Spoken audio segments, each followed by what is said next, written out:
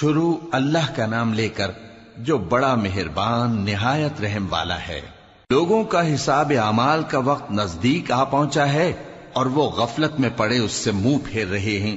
ان کے پاس کوئی نئی نصیحت ان کے پروردگار کی طرف سے نہیں آتی مگر وہ اسے کھیلتے ہوئے سنتے ہیں۔ ان کے دل غفلت میں پڑے ہوئے ہیں اور ظالم لوگ آپس میں چپکے باتیں کرتے ہیں کہ یہ شخص کچھ بھی نہیں مگر تمہارے جیسا آدمی ہے، تو تم آنکھوں دیکھے جادو کی لپیٹ میں کیوں آتے ہو؟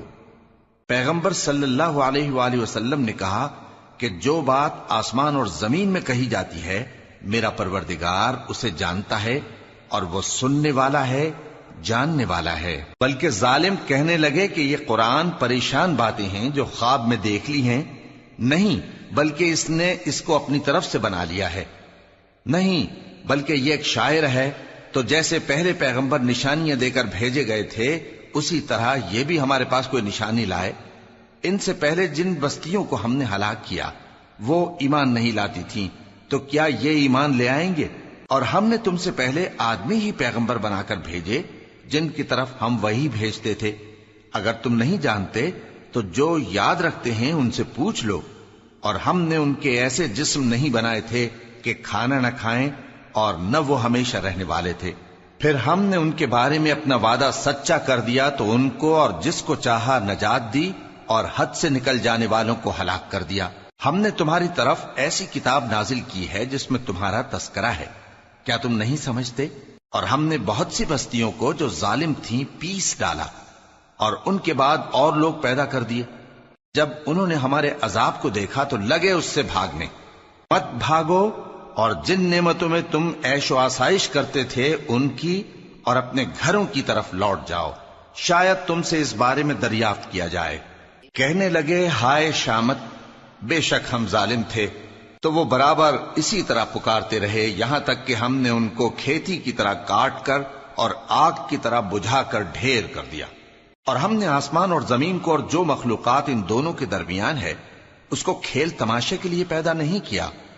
اگر ہم چاہتے کہ کھیل کی چیزیں بنائیں تو اگر ہم کو کرنا ہی ہوتا تو ہم اپنے پاس سے بنا لیتے، نہیں بلکہ ہم سچ کو جھوٹ پر کھینچ مارتے ہیں تو وہ اس کا سر توڑ دیتا ہے اور جھوٹ اسی وقت نابود ہو جاتا ہے۔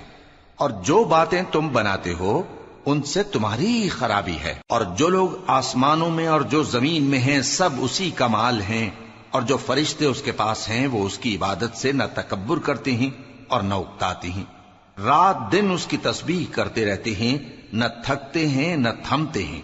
بھلا لوگوں نے جو زمین کی چیزوں سے بعض کو معبود بنا لیا ہے تو کیا وہ ان کو مرنے کے بعد اٹھا کھڑا کریں گے؟ اگر آسمان اور زمین میں اللہ کے سوا اور معبود ہوتے تو زمین و آسمان درہم برہم ہو جاتے۔ جو باتیں یہ لوگ بناتے ہیں تو اللہ جو مالک عرش ہے ان باتوں سے پاک ہے۔ وہ جو کام کرتا ہے اس کی پرسش نہیں ہوگی، اور جو کام یہ لوگ کرتے ہیں اس کی ان سے پرسش ہوگی۔ کیا لوگوں نے اللہ کو چھوڑ کر اور معبود بنا لیے ہیں؟ کہہ دو کہ اس بات پر اپنی دلیل پیش کرو، یہ میری اور میرے ساتھ والوں کی کتاب بھی ہے اور جو مجھ سے پہلے پیغمبر ہوئے ہیں ان کی کتابیں بھی ہیں۔ بلکہ بات یہ ہے کہ ان میں اکثر حق بات کو نہیں جانتے اور اس لیے اس سے منہ پھیر لیتے ہیں۔